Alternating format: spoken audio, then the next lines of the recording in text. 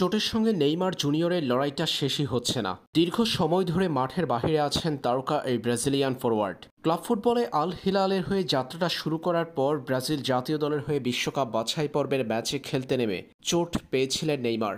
এরপর Brazilian superstar মাঠের বাইরে আছেন লম্বা সময় ধরে। ক্লাব ফুটবলে ও জাতীয় দলে কোথাও দেখা যাচ্ছে না নেইমারকে। কদিন আগে মাঠে ফেরার চূড়ান্ত প্রক্রিয়ায় আছেন বলে নেইমার নিজেই জানিয়েছিলেন। ফিটনেস ফিরে পাওয়ার লড়াইয়ে আল হিলালের ট্রেনিং ক্যাম্পে দেখা গিয়েছিল নেইমারকে। তবে এবার আল হিলাল কোচ যেটা বললেন সেটা মোটেও স্বস্তির নয় নেইমারের জন্য। ইনজুরিতে পড়া ব্রাজিলিয়ান সুপারস্টারকে নিয়ে আরও এক দুঃসংবাদ এলো ভক্তদের কাছে। মাঠে ফেরার অপেক্ষাটা দীর্ঘ হচ্ছে নেইমারের। 1 বছর ধরে খেলার বাহিরে থাকা ব্রাজিলিয়ান তারকা শিগগিরই ফেরার কোনো সম্ভাবনা নেই। এখন আর তার দ্রুত ফেরার সম্ভাবনা দেখছেন না বলে জানিয়েছেন আল হিলালের Brazilian coach Jorge Jesus.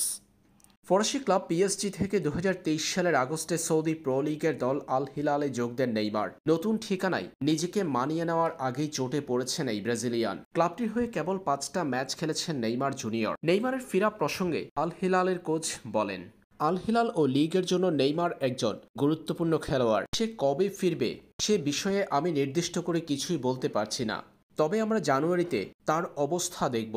Saudi pro লিগের দ্বিতীয় ভাগের জন্য আগামী জানুয়ারিতে নেইমারকে নিবন্ধন করতে পারে আল হিলাল। সৌদি লিগের নিয়ম অনুযায়ী ক্লাবগুলো 21 বছরের বেশি বয়সী সর্বোচ্চ 8 বিদেশি ফুটবলারকে নিবন্ধন করাতে পারে। সেই প্রেক্ষিতে নেইমারের এখনই জায়গা হচ্ছে না দলটিতে। পূর্ণ ফিট হয়ে উঠলে এএফসি চ্যাম্পিয়ন্স লিগ প্রতিযোগিতায় খেলতে পারবেন নেইমার।